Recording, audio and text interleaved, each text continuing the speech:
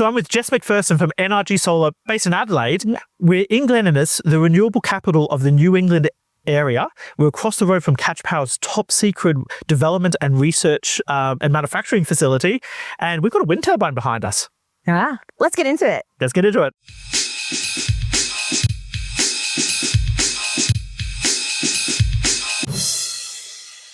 So Jess, you've been in the solar industry. You're an absolute gun down in Adelaide. Tell me a little bit about working at NRG. It's the best. We've got the best people. It's really easy to work for a company where they really take care of their customers. So it makes every day easy. I think I can very much relate with that. How long have you been at NRG for now? Because you're making a little bit of a name for yourself in the industry. Much by accident, but happy to be here. I've been at least 5 years. It'd be getting closer to 6 now. Okay. And I also heard you are a part of just another solar podcast, because there's so many of them these days. Yeah, well, anyone gets a mic and gets put in a room and has a bit of a... No, don't talk yourself out. So you actually work with some very famous people in the industry. Like I know Carl Jensen, I've met him a few times. You're also with Nigel Morris. Energy Council Nigel Morris. And Luke Feedy. Wonderful. All of them have been in the industry longer than I've been alive, which is fun. That's all you keep them on the toes. I love it. It's like a point of pride for me. I love stirring the pot. I think just one of those ones where we have so many different perspectives. There's a lot of top end, there's a lot of wide lens, and then there's me in the trenches, Yeah, it's a different perspective. I mean, and I can very much relate with what you do. And you said that you originally started off in the office a little bit like myself, and then moved into a sales position, again, a little bit like myself. And now you also said doing content as well, a little bit like myself. I'm copying your life. Maybe I'm copying you. You were doing content before I was. So that's enough about us. Yes. Let's get into Catch. So we're across the road from Catch's manufacturing facility in Glen Innes, and it was founded 10 years ago by Scott Young and Jason de Jong, both young men at the time. Maybe they need to change their surnames. But look, it's been a great little Aussie manufactured product. They started off with Catch Green and Catch Blue,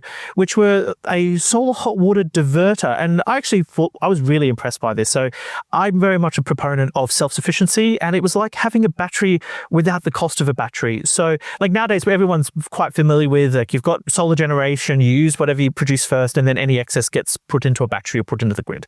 But before batteries, we could actually divert the excess generation. Instead of pushing it to the grid for 10 cents or something, whatever it was at the time, we could actually push... it's probably like 20 cents or something saddening today. Yeah.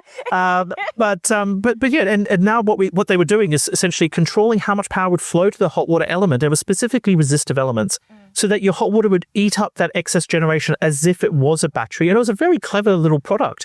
Tell me a little bit about your experience with Catch Green. I think it's elegantly simple, in the sense that it's just watching what's going on. It says, okay, that power otherwise would go to the grid. And exactly like you said, it's even then, if you were selling it at a much higher rate than we do today, it was still...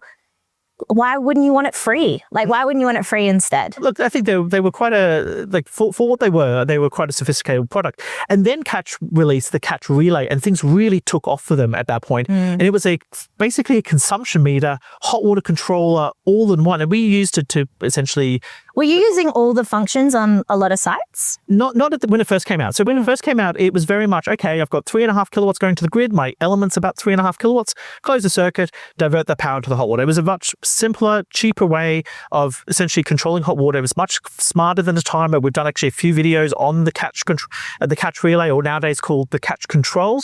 And I think the naming change is actually really appropriate, because it's no longer just a hot water relay or consumption meter. It just does so much more. Yeah, it's interesting that you because I don't think of it so much. That's not even the primary function in how we use it, and because largely it was a big step up, or a big solution for flexible exports. Yeah, because you're in South Australia and you've been dealing with flexible exports for quite some time. Yeah, we're in the future. So we're starting to have to deal with it a little bit now in Queensland ourselves, and you hear the word dynamic connection and you go, oh no, it's not as scary as it sounds. No. And Catcher is a good solution for that. And the nice thing about Catcher is there's so many different brands coming into Australia. In Australia, while we do have a lot of renewables in our grid, we're actually quite a small population and quite a small market. So Catcher's almost nowadays the bridge between between international manufacturers and our local networks. Yeah, 100%. That's how it was for us. Very few inverters were capable of natively doing flexible exports in the beginning, and fair enough. I think about how long it takes for a new feature that you want to come through that everyone wants, let alone this very small chunk of the market. I'm very familiar with Fronius time. It's always I wasn't saying anyone in particular. I do actually. Who you mean? I do actually think it's a lot of people. I wouldn't single anyone out. But it takes time. Yeah, and to get it right, it should take time. Yeah. But I guess all of this to say, even now, there are a lot of solutions we couldn't do without Catch. So if you have multiple inverters of different brands, Catch is the only thing, assuming that it talks to both of them, and if it's good kit, it will. That's their integration is pretty widespread. I think we sort of have the same thing. So I actually use Catch quite often for dynamic import connections. So we can do dynamic export natively now with some of the products that we sell.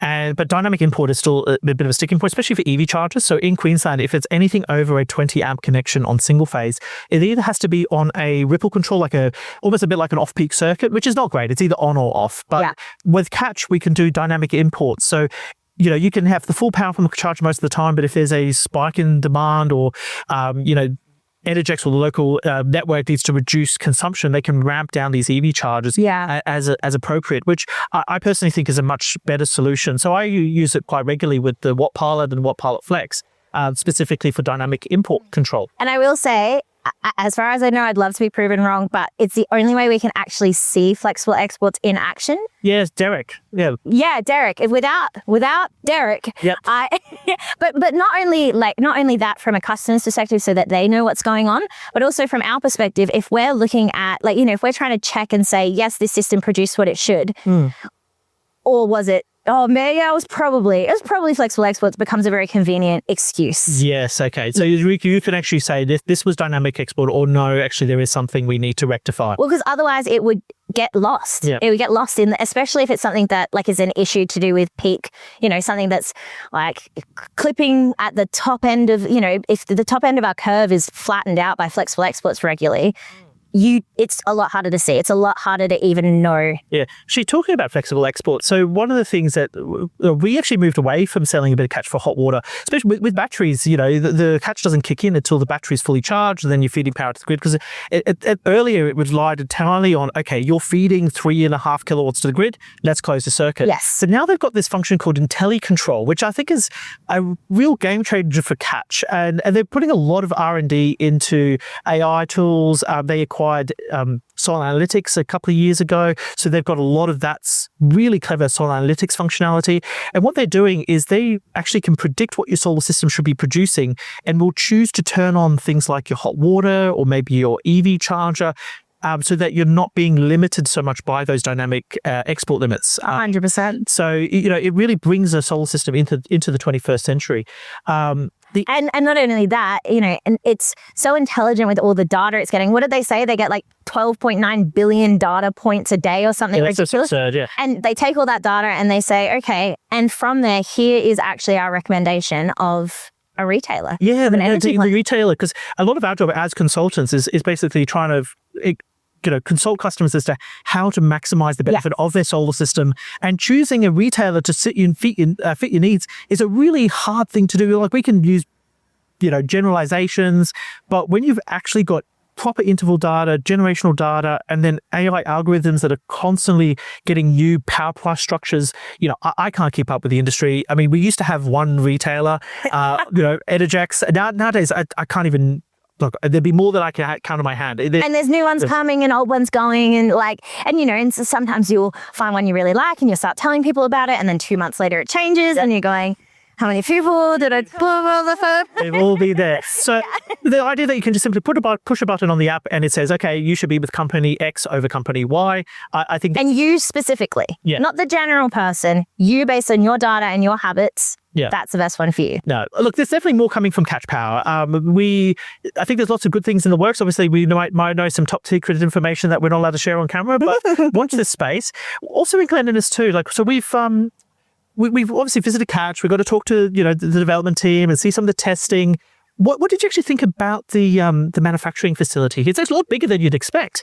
Yeah, and I was really impressed by how, I can see some people seeing this as a limitation, but for me, the fact that it's very like every single step, there's so much that's done in-house and there's so much checking. The quality control was very impressive to me. And in-house is really important. So this isn't a company that's buying parts in China, pre-assembled, and putting them in a box and calling it Australian made. Yeah, slap the kangaroo on it. It's fully developed locally. So, PCB's board design, I think the only things they get shipped in from overseas is the actual bare green board, which then they use a pick and place machine to put all the components on it. And then, and it's their in-house design. So during COVID, this was really quite advantageous for them because, when there were stock shortages and there was inability to get product, shipped in easily, they were able to make changes on the fly and still keep their production run running. The other thing too is, it's all being sold locally, employing people from the local area. So everyone who works at CatchPower is from the Glen Innes or the New England Shire area. And I think that's really important. These are smart jobs. We're not just digging stuff out of the ground. This is proper renewable self-sufficiency technology. So we've got a great wind turbine behind us. Incredibly innovative, like really cutting edge. Yeah, no, I completely agree. And the fact that it's all crammed into this 2-din little component, it's quite impressive. Quite clever how they do it. Talking about other stuff in the local area, so we actually got to see a biochar and synth-gas manufacturing, or like a pilot plant. Yeah. What did you think about so solar relevant? Well, I said a little blasé, but it was really interesting. Like I was really fascinated. I think the principles are the same in terms of, being really conscious about waste and how we can best use the resources that we have. Yeah. There's a lot to... Well, to be environmentally friendly, solar's not the only answer. It's a piece of a puzzle that fits in with a larger ecosystem. Yes. And it was interesting. I was surprised to hear that actually some of the byproducts, so biochar, could potentially be used in things like sodium battery manufacturing or even cell manufacturing. I don't quite understand how that integrates, maybe in things like the cathode. But what they're predominantly looking at doing is figuring out ways of being able to decompose organic waste, so either... there was bark chips and macadamia shells. It could also be like sewage sewage biosolids, or it could be composting, or even just breaking down, a landfill into carbon, so just charcoal basically, and then other volatile gases, which is called synth gas, which we can use as a fuel, or you could refine that further into usable methane, which you can make other components. And it was actually a really interesting thing that I'm really glad that they're doing more of in this area. So Jess, what did you think about your trip to Glen Innes? Amazing. I mean, this feels like a bit like home to me, not just because of what Adelaide's like, but this is very similar to where I grew up in Adelaide. And it's amazing to see so much happening here, and to be able to really touch and feel and get your little fingers into it. Thanks again to Catch. It's been an absolute pleasure. Thanks for letting us celebrate your 10-year anniversary. And I reckon there's many, many more years ahead in Catch Control and Catch Power. And in the words of Scott Young, no solar system's complete without Catch Control. But catch you next time. Catch you next time.